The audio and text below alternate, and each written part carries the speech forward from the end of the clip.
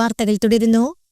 നിർമ്മാണ തൊഴിലാളികളുടെ അംശാദായം വർദ്ധിപ്പിച്ചിട്ടും കാലോചിതമായി ആനുകൂല്യങ്ങൾ വർദ്ധിപ്പിക്കാതിരിക്കുന്നത് പ്രതിഷേധാർഹമാണെന്നും ഗ്രാറ്റുവിറ്റിയും സർവീസ് പെൻഷനും അടിയന്തരമായി പുനഃസ്ഥാപിക്കണമെന്നും നിർമ്മാണ തൊഴിലാളികൾക്ക് ESI നടപ്പിലാക്കണമെന്നും NK പ്രേമചന്ദ്രൻ MP സർക്കാരിനോട് ആവശ്യപ്പെട്ടു.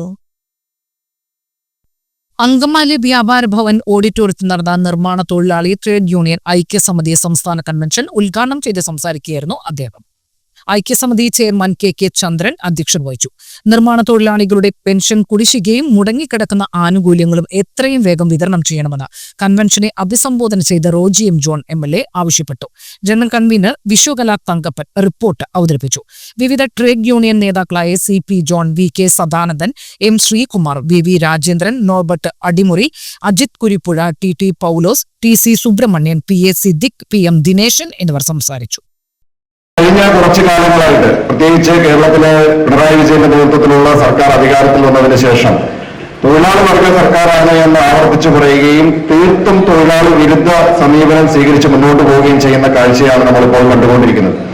വളരെ ദുഃഖകരമെന്ന് പറയട്ടെ, ഏറെ പ്രതിഷേധാർഹമെന്ന് പറയട്ടെ, കേരളത്തിലെ നമ്മുടെ നിർമ്മാണ തൊഴിലാളി ക്ഷേമനിധി ബോർഡിൽ അംഗങ്ങളായിട്ടുള്ള ആളുകളുടെ പെൻഷൻ കഴിഞ്ഞ 14 മാസമായിട്ട് മുടങ്ങിക്കിടക്കുന്നു എന്ന് പറഞ്ഞാൽ ഈ ക്ഷേമനിധിയുടെ ചരിത്രത്തിൽ കേരളത്തിൽ മുൻപെങ്ങും ഉണ്ടായിട്ടില്ലാത്ത വിധത്തിലുള്ള ഏറ്റവും വലിയ തൊഴിലാളി വിരുദ്ധ നടപടിയാണ് ഈ ഭാഗത്തുനിന്ന് ഉണ്ടായിരിക്കുന്നത് എന്ന് പറയാതിരിക്കാൻ നിർവാഹമില്ല. കാരണം നിങ്ങളോട് 35ഓളം നിർമ്മാണ മേഖലയിൽ പ്രവൃത്തിയെടുക്കുന്ന വൈവിധ്യമാർന്ന ഭിന്നമായ പ്രത്യയശാസ്ത്രങ്ങൾ പിൻപറ്റുന്ന രാഷ്ട്രീയ പ്രസ്ഥാനങ്ങളെ കൂടി പ്രോത്സാഹിപ്പിക്കുന്ന ധാരാളം നേതാക്കളാണ് ഈ സമരവേദിയിൽ അല്ലെങ്കിൽ കൺവെൻഷൻ വേദിയിൽ സന്നിഹിതരായിട്ടുള്ളത്. ഇവരെല്ലാവരും കൂടി ഒത്തുചേരാനുള്ള പ്രധാനപ്പെട്ട കാരണം എന്താണ്? നിർമ്മാണ മേഖലയിലെ പ്രതിസന്ധി പരിഹരിക്കാൻ പാർട്ടിയും ടീമും വ്യത്യാസവും പറഞ്ഞ് ഒരുമിക്കേണ്ടതിന്റെ അനിവാര്യത തിരിച്ചറിഞ്ഞുകൊണ്ടാണ് സത്യത്തിൽ ഇങ്ങനെ ഒരു ഫോറം 35 ട്രേഡ് ഒരുമിച്ച് ചേർന്നുകൊണ്ടുള്ള ഒരു കൺവെൻഷനും തുടർ സമര പരിപാടികൾ പ്രഖ്യാപിക്കാനും വേണ്ടി ഇന്നിവിടെ ഒത്തുചേർന്നിട്ടുള്ളത്. രണ്ടാമതൊന്ന്, ഇടതു ജനാധിപത്യ മുന്നണി ഗവൺമെന്റ് കേരളത്തിൽ അധികാരത്തിലിരിക്കുന്നു. ആ ഗവൺമെന്റിന്റെ കാലയളവിൽ ഈ നിയമാനുസൃതമായിട്ടുള്ള പെൻഷൻ 15 മാസമായി കുടിശ്ശികയാകുന്നു. 20 രൂപയിൽ നിന്നും 50 രൂപയായി അംശാദായം വർദ്ധിപ്പിക്കുമ്പോൾ സ്വാഭാവികമായും ആനുപാതികമായി ആനുകൂല്യങ്ങൾ, പെൻഷൻ അടക്കമുള്ള ആനുകൂല്യങ്ങൾ വർദ്ധിപ്പിക്കണം. അല്ലെങ്കിൽ പിന്നെ എന്തിനാണ് അംശാദായം 30 രൂപ കണ്ട് വർദ്ധിപ്പിച്ചത്? അങ്ങനെ 20 രൂപയിൽ നിന്ന് 50 രൂപയായി വർദ്ധിപ്പിക്കുമ്പോഴും ഓരോ ക്ഷേത്രത്തിലും ഓരോ ആചാരമുണ്ടെന്നും അതിൽ മാറ്റം വരുത്തണമോ എന്നത് തന്ത്രിയാണ് തീരുമാനിക്കേണ്ടതെന്നും മന്ത്രി KB ഗണേഷ് കുമാർ. അതിൽ ഭരണാധികാരികൾക്ക് നിർദ്ദേശമുണ്ടെങ്കിൽ തന്ത്രിയുമായി കൂടിയാലോചിക്കാം. ക്ഷേത്രാചാരങ്ങൾ പാലിക്കാൻ കഴിയുന്നവർ ക്ഷേത്രത്തിൽ പോയാൽ മതിയെന്നും ഗണേഷ് കുമാർ പറഞ്ഞു. ഓരോ ക്ഷേത്രത്തിനും ഓരോ ആചാരമുണ്ട്. അത് തീരുമാനിക്കുക ക്ഷേത്രത്തിലെ തന്ത്രിമാരാണ്. ഭരണാധികാരികൾക്ക് ഒരു മാറ്റം വേണം എന്നുണ്ടെങ്കിൽ തന്ത്രികളുമായി ചർച്ച ചെയ്തോ അല്ലെങ്കിൽ ദേവപ്രശ്നം വെച്ചു നോക്കിയോ തീരുമാനിക്കാം. അതാണ് ഹിന്ദു ക്ഷേത്രങ്ങളിലെ രീതി. ഏതു മതത്തിലായാലും ഓരോ ദേവാലയത്തിനും അതിൻ്റെതായ ആചാരമുണ്ട്. അതനുസരിക്കാൻ നമ്മൾ ബാധ്യസ്ഥരാണ്. അല്ലെങ്കിൽ അങ്ങോട്ട് പോകണ്ട എന്ന് ഗണേഷ് കുമാർ മാധ്യമങ്ങളോട് പറഞ്ഞു. ചൈനയിൽ വൈറൽ പനിയും ശ്വാസകോശ ഇൻഫെക്ഷനും സംബന്ധിച്ച വാർത്തകളിൽ സംസ്ഥാനത്തിന് ആശങ്ക വേണ്ടെന്ന് ആരോഗ്യമന്ത്രി വീണ ജോർജ്. സ്ഥിതിഗതികൾ സസൂക്ഷ്മം വിലയിരുത്തുന്നതായും ഗർഭിണികൾ, പ്രായമുള്ളവർ, ഗുരുതര രോഗമുള്ളവർ എന്നിവർ മാസ്ക് ധരിക്കുന്നത് അഭികാമ്യമായിരിക്കുമെന്നും ആരോഗ്യമന്ത്രി അറിയിച്ചു.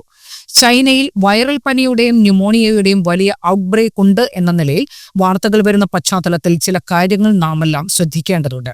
മഹാമാരിയാകാൻ സാധ്യത കൽപ്പിക്കുന്നതോ മറ്റു പ്രദേശങ്ങളിലേക്ക് വളരെ വേഗത്തിൽ പടർന്നു പിടിക്കുന്നതോ ആയ വൈറസുകളെ ഒന്നും ചൈനയിൽ ഈ അവസരത്തിൽ കണ്ടെത്തിയതായി റിപ്പോർട്ടുകളില്ല. എങ്കിലും മലയാളികൾ ലോകത്തിന്റെ എല്ലാ ഭാഗങ്ങളിലുമുണ്ട് എന്നതിനാലും ചൈന ഉൾപ്പെടെ ലോകത്തിന്റെ പല ഭാഗങ്ങളിൽ നിന്നും പ്രവാസികൾ നമ്മുടെ നാട്ടിലേക്ക് എത്തുന്നതിനാലും നാം ജാഗ്രത പുലർത്തണം. ലഭ്യമായ വിവരങ്ങൾ അനുസരിച്ച് 3 തരത്തിലുള്ള വൈറസുകളാകാം ചൈനയിൽ ഭീതി പടർത്തുന്ന രീതിയിൽ ശ്വാസകോശ അണുബാധകൾ ഉണ്ടെങ്കിൽ അവയ്ക്ക് കാരണം. ഹ്യൂമൻ മെറ്റാന്യൂമോ വൈറസ്, COVID-19 ചില വകഭേദങ്ങൾ, ഇൻഫ്ലുവൻസ എ വൈറസ് ബാധകൾ എന്നിവയാണ് അവ. മഹാമാരിയായി മാറത്തക്കവണ്ണമുള്ള ജനിതക വ്യതിയാനങ്ങൾ ഇവയിൽ ഒന്നിലും തന്നെ സംഭവിച്ചതായി റിപ്പോർട്ടുകളില്ല. ചൈനയിൽ ചർച്ച ചെയ്യപ്പെടുന്ന തരത്തിൽ ന്യൂമോണിയ രോഗം പടരുന്നുണ്ടെങ്കിൽ അതിന് കാരണങ്ങളിൽ ഒന്ന് കോവിഡിന്റെ പുതിയ ജനിതക വ്യതിയാനങ്ങൾ ആണെങ്കിൽ നാം കരുതിയിരിക്കണം. എങ്കിലും നേരത്തെ തന്നെ കോവിഡ് വന്നിട്ടുള്ള ആളുകൾക്കും കോവിഡ് രോഗത്തിനെതിരെ വാക്സിൻ സ്വീകരിച്ചിട്ടുള്ള ആളുകൾക്കും പുതിയ ജനിതക വ്യതിയാനം അപകടകരമായ രോഗാവസ്ഥ ഉണ്ടാക്കാൻ സാധ്യത കുറവാണ്. പക്ഷേ അണുബാധ പടരുന്ന സാഹചര്യം ഉണ്ടായാൽ പ്രായമുള്ളവരെയും രോഗികളെയും അത് ബാധിക്കാൻ സാധ്യതയുണ്ട്. അതിനാൽ നാം കരുതിയിരിക്കണം. ഇനിയും പൂർണ്ണമായി അപ്രത്യക്ഷമായിട്ടില്ലാത്ത COVID-19 ജനിതക വ്യതിയാനങ്ങൾ തിരിച്ചുവരുന്ന ഒരു സാഹചര്യം ഉണ്ടായാലും അതിനെ നേരിടാനും സംസ്ഥാനം സുസജ്ജമാണ്. സംസ്ഥാനത്തെവിടെയും COVID-19 സമാനമായ ലക്ഷണങ്ങൾ ക്ലസ്റ്ററുകളായി രൂപപ്പെടുന്ന സാഹചര്യം നേരിടാൻ നാം തയ്യാറായിരിക്കണം. ഇൻഫ്ലുവൻസ എ എന്ന വിഭാഗത്തിൽപ്പെടുന്ന പ്രാഥമികമായി ജന്തുക്കളിൽ നിന്നോ പക്ഷികളിൽ നിന്നോ ഉത്ഭവിച്ച് പിന്നീട് മനുഷ്യരിലേക്ക് കടന്നെത്തുന്ന ഇൻഫ്ലുവൻസ വിഭാഗത്തിൽപ്പെടുന്ന വൈറസ് ബാധകളാണ്. കേരളം ഇന്ന് ഏകാരോഗ്യ സമീപനത്തിലൂടെ നേരിടാൻ ശ്രമിക്കുന്ന ഏറ്റവും പ്രധാനപ്പെട്ട രോഗങ്ങളുടെ ഒരു വിഭാഗമാണ് ഇൻഫ്ലുവൻസ. മാത്രമല്ല, വിവിധങ്ങളായ വൈറസ് ബാധകളെ മഹാമാരികളാകാൻ ഏറ്റവും സാധ്യത കൽപ്പിക്കപ്പെടുന്നതും ഇൻഫ്ലുവൻസ വിഭാഗത്തിൽപ്പെട്ട പനികൾക്കാണ്. ചൈനയിൽ ഇപ്പോൾ പൊട്ടിപ്പുറപ്പെട്ടിരിക്കുന്ന രോഗാണുബാധയിൽ ഇൻഫ്ലുവൻസ രോഗത്തിന് എത്രത്തോളം സ്വാധീനമുണ്ട്, ഉണ്ടെങ്കിൽ അത് ഏതുതരം ഇൻഫ്ലുവൻസ ആണ് തുടങ്ങിയ കാര്യങ്ങൾ പുറത്തു വരാനിരിക്കുന്നതേ ഉള്ളൂ. എങ്കിലും നിലവിൽ വ്യാപിച്ചുകൊണ്ടിരിക്കുന്ന ഇൻഫ്ലുവൻസ വൈറസിൽ അപകട സ്വഭാവമുള്ള പുത്തൻ ജനിതക വ്യതിയാനങ്ങളോ പുത്തൻ ഇൻഫ്ലുവൻസ വൈറസ് തന്നെയോ കടന്നുവന്നതായി നിലവിൽ റിപ്പോർട്ടുകളില്ല. എങ്കിലും ഇൻഫ്ലുവൻസ രോഗങ്ങളുടെ നിരീക്ഷണ സംവിധാനവും നാം ശാക്തീകരിക്കുകയാണ്. ഇൻഫ്ലുവൻസ രോഗവ്യാപനത്തെക്കുറിച്ചുള്ള നമ്മുടെ പ്രധാന ഉത്കണ്ഠ അത് ഗർഭിണികൾക്ക് അപൂർവമായെങ്കിലും അപകടം വരുത്താം എന്നതാണ്. അതിനാൽ ഗർഭിണികളായ സ്ത്രീകൾ മാസ്കുകൾ ഉപയോഗിക്കുകയും ശ്വാസകോശ അണുബാധയുള്ള ആളുകളിൽ നിന്നും അകലം പാലിക്കുകയും ചെയ്യേണ്ടതാണ്.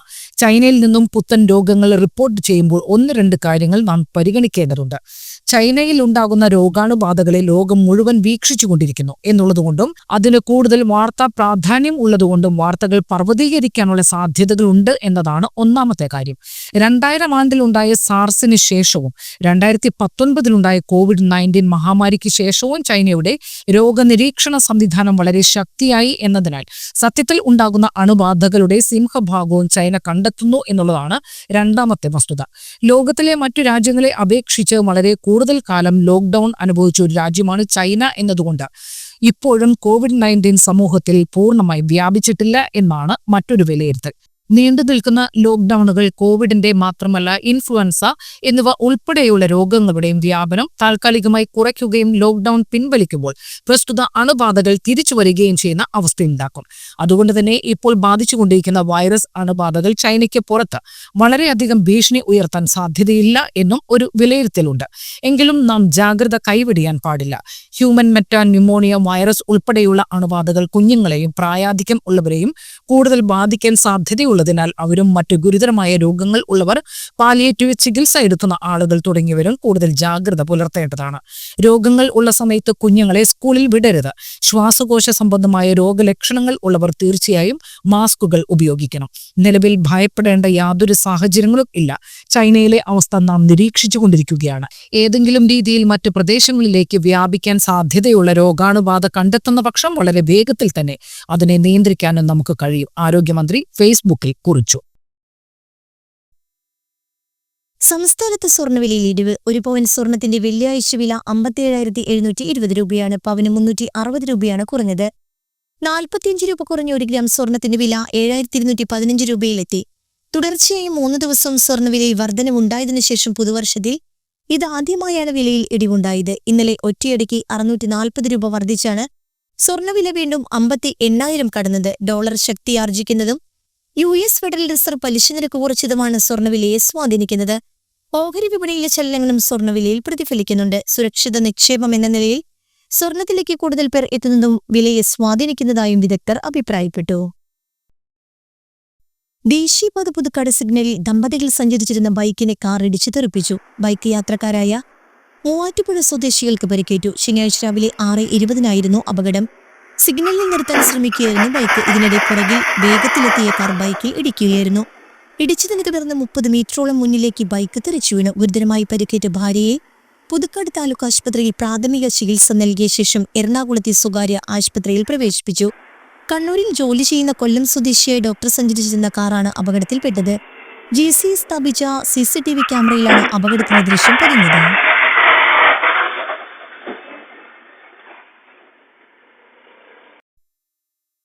വനിതാ ശിശു വികസന വകുപ്പിന് കീഴിലുള്ള ചാലക്കുടി അഡീഷണൽ ICDS പ്രൊജക്ടിലെ 2023-24 വർഷം അംഗനവാടി നവീകരണത്തിനായി 2 അംഗനവാടികളിലേക്ക് സ്റ്റോർ പർച്ചേസ് മാനദണ്ഡങ്ങൾക്കും നിബന്ധനകൾക്കും വിധേയമായി സാധന സാമഗ്രികൾ ലഭ്യമാക്കുന്നതിനായി വ്യക്തികളിൽ നിന്നും സ്ഥാപനങ്ങളിൽ നിന്നും മത്സര സ്വഭാവമുള്ള മുദ്രവെച്ച ടെൻഡർ ക്ഷണിച്ചു. ദർഖാസ്തുകൾ 2025 ജനുവരി 8 ഉച്ചയ്ക്ക് 2 ലഭിക്കേണ്ടതാണ്. കൂടുതൽ വിവരങ്ങൾക്കായി പ്രവൃത്തി ദിവസങ്ങളിൽ ചാലക്കുടി ബ്ലോക്ക് ഓഫീസ് കോമ്പൗണ്ടിൽ പ്രവർത്തിക്കുന്ന ചാലക്കുടി അഡീഷണൽ ശിശുവികസന പദ്ധതി ഓഫീസുമായി ബന്ധപ്പെടുക. ഫോൺ 048027000380. പ്രധാന വാർത്തകൾ ഒരിക്കൽ കൂടി. 2020 പാർട്ടി ചാലക്കുടി നിയോജകമണ്ഡല പ്രവർത്തക കൺവെൻഷനും ഓഫീസ് ഉദ്ഘാടനവും ചാലക്കുടിയിൽ നടന്നു.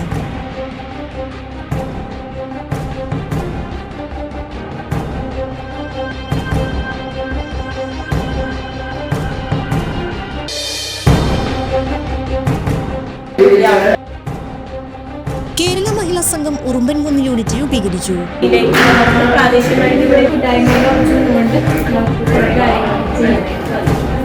അതിന് മുന്നിട്ടിറങ്ങിയ പ്രത്യേകിച്ച് ഇവിടെ 18 വയസ്സിന് താഴെയുള്ള കുട്ടികൾക്ക് സാമൂഹ്യ മാധ്യമങ്ങളിൽ അക്കൗണ്ടുകൾ തുടങ്ങാൻ രക്ഷിതാക്കളുടെ അനുവാദം വേണമെന്ന് നിഷ്കർഷിക്കുന്ന ഡിജിറ്റൽ പേഴ്സണൽ ഡാറ്റ പ്രൊട്ടക്ഷൻ നിയമത്തിന്റെ കരട് രൂപം പുറത്ത്.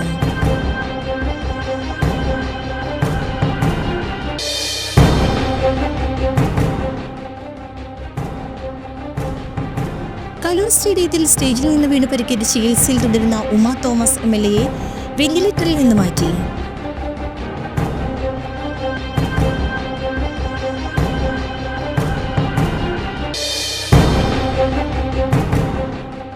നിർമ്മാണ തൊഴിലാളികളുടെ ഗ്രാറ്റുവിറ്റിയും സർവീസ് പെൻഷനും അടിയന്തരമായി പുനഃസ്ഥാപിക്കണമെന്നും ESI നടപ്പിലാക്കണമെന്നും NK പ്രേമചന്ദ്രൻ MP സർക്കാരിനോട് ആവശ്യപ്പെട്ടു.